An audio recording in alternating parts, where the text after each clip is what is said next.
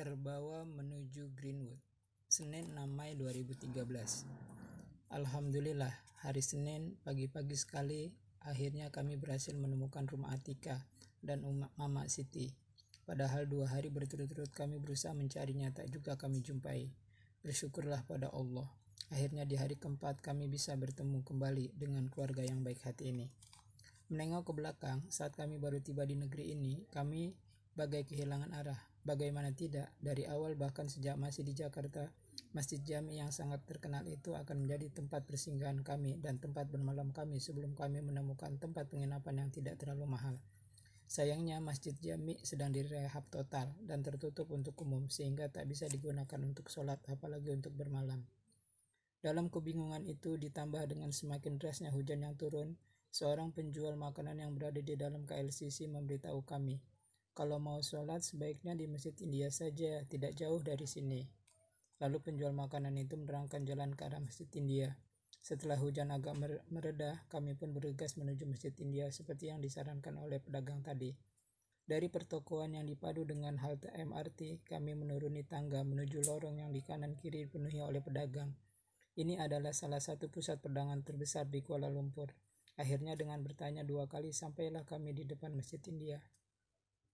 Aku dan istriku berpisah. Kaum wanita ditempatkan di lantai 2 sebelah kanan masjid, sementara kaum pria juga di lantai 2, namun berada di sisi kiri masjid.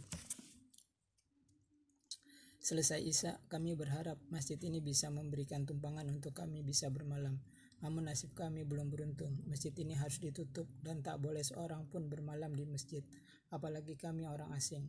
Sementara waktu sudah melewati angka 9 malam. Istriku nampak kebingungan. Aku sendiri karena sudah terbiasa mengalami kondisi yang demikian. Ini bukan masalah besar bagiku. Namun di dalam hati kecilku berharap agar malam ini kami bisa berteduh dari guyuran hujan yang hampir tak ada putusnya dan bisa beristirahat karena kami sudah cukup lelah. Ketika perasaan kami tak menentu begitu, tiba-tiba seorang wanita muda berlalu di hadapan kami dan ia menegur istriku. "Maci mau kemana?" Istriku cuma menggeleng. Akhirnya aku jelaskan kepada wanita itu bahwa kami butuh tempat menginap yang harganya tidak terlalu mahal. Akhirnya wanita muda itu mengajak kami naik bus menuju suatu tempat. Entah kemana. Wanita muda ini baik sekali. Kami pun diajaknya naik bus. Tak berapa lama kami turun dan dengan sigap kami terus dipandunya memasuki jalan-jalan dan gang-gang lebar yang basah karena gerimis belum lagi berhenti. Wanita muda ini tiba-tiba memasuki hostel atau penginapan atau rumah singgah dan tampak ia berbicara dengan pemiliknya. Tak berapa lama wanita ini keluar dan mengajak kami ke tempat lain lagi. Tak berapa lama kami sudah berada di hostel yang berbeda. Setelah dirasa cukup murah dan diberitahu kepada kami harganya, kami pun menyetujuinya. Lokasinya juga bagus, dekat dengan masjid. Kami mendapat kamar di lantai pertama, jadi tidak perlu naik tangga. Setelah kami, aku dan istriku membayar uang muka pada tempat penginapan itu, wanita yang baik hati ini mengajak kami ke rumahnya dan memperkenalkan kami dengan ibunya.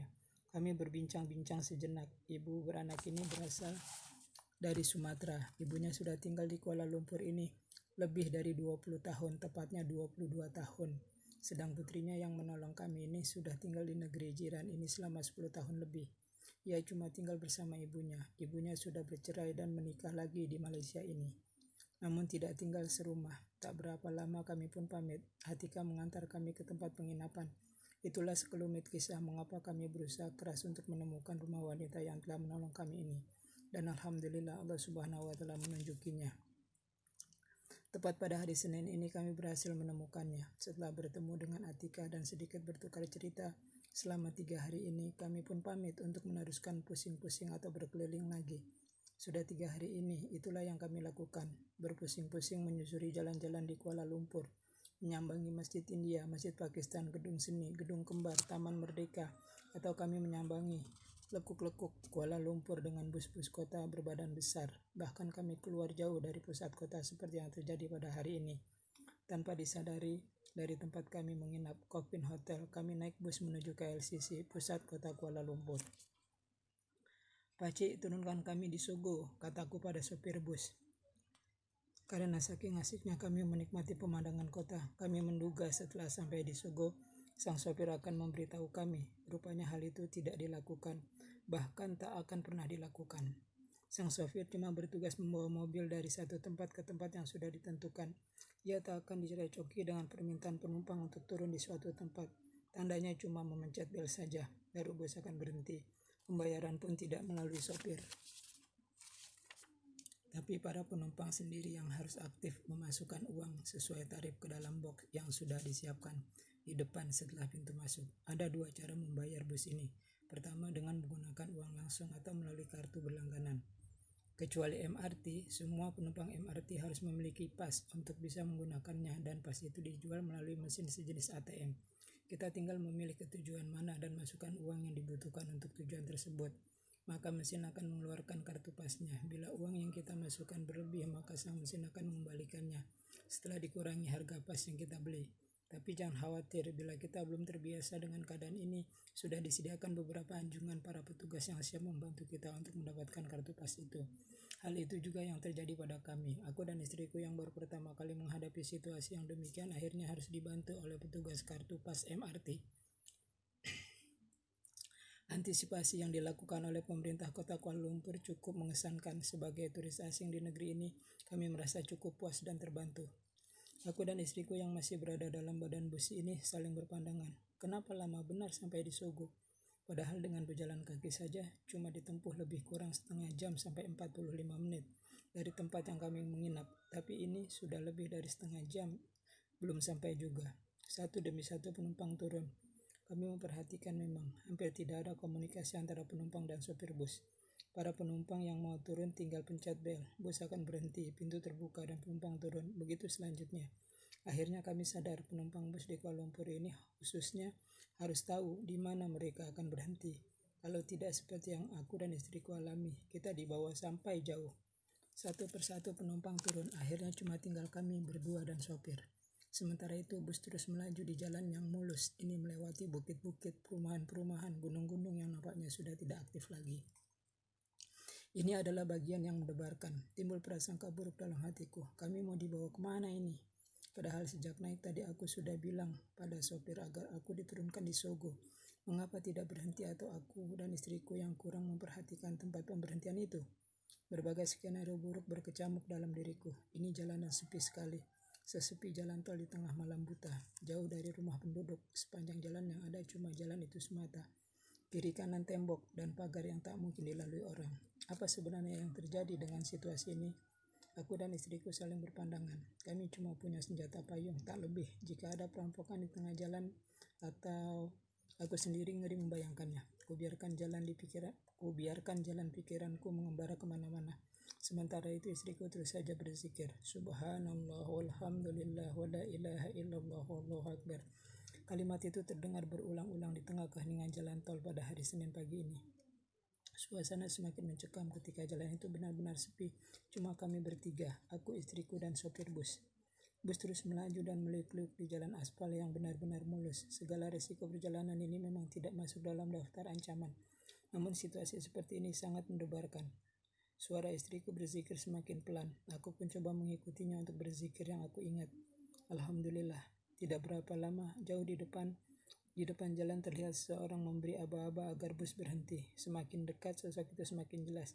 Ya, sosok itu adalah seorang wanita. Bus menepi, pintu depan terbuka. Wanita itu menaiki tangga bus dan memasukkan ringgit ke dalam box. Ia mengambil duduk dekat dengan kami, persisnya di belakang kami. Aku memberanikan diri bertanya kepada wanita itu. Maaf dek, bus ini menuju stasiun mana? Tujuan kami mungkin sudah terlewat. Oh ya, nama saya Hasan, ini istri saya. Wanita muda itu bertanya kepadaku. Bapak mau turun di mana? Sogo KLCC. Sudah lewat pak, Bapak sudah terbawa ke terminal Greenwood. Nanti turunnya sama-sama saja. Saya pun mau ke arah yang sama, cuma saya akan turun di Pasar Gombok. Alhamdulillah, pikiran negatifku terhadap situasi yang menegangkan ini lenyap seketika. Setibanya di terminal Greenwood, aku, istriku, dan wanita yang baru aku kenal itu turun. Kami dipandunya menyeberang dan menunggu bus yang akan membawa kami menuju Sogo. Wanita yang baru kami jumpai dalam bus tadi bernama Su. Ia mengenakan jilbab sama seperti istriku. Ia bekerja di Pasar Gombok sebagai pramuniaga. Ia berasal dari Medan. Ia belum bersuami. Di negeri jiran ini tinggal bersama kakaknya yang sudah berkeluarga. Sudah 7 tahun ia ikut dan tinggal bersama kakaknya. Bus yang kami tunggu pun datang. Kami segera naik. Tidak berapa lama bus berhenti di Pasar Gombok. Su turun. Kami mengucapkan terima kasih atas bantuannya. Bus masih berhenti. Kami mengikuti Su yang terus menaiki jembatan penyeberangan menuju Pasar Gombok. Posisinya persis berada di seberang jalan. Tak berapa lama bus pun kembali melesat menuju pusat kota Kuala Lumpur. Kami berjanji hari ini akan mencari tempat kerja Atikah yang terletak di samping Masjid India. Kami berhasil menemukan toko besar tempat Atikah bekerja. Itu pun setelah kami diberitahu dan diantar langsung oleh seorang ibu asal Aceh yang sedang berbelanja. Kami merasa bersyukur karena banyak juga warga negara Indonesia yang berlalu lalang di Kuala Lumpur ini. Jadi kami merasa sangat at home. Ya, sebuah perjalanan yang panjang dan cukup melelahkan di hari ini.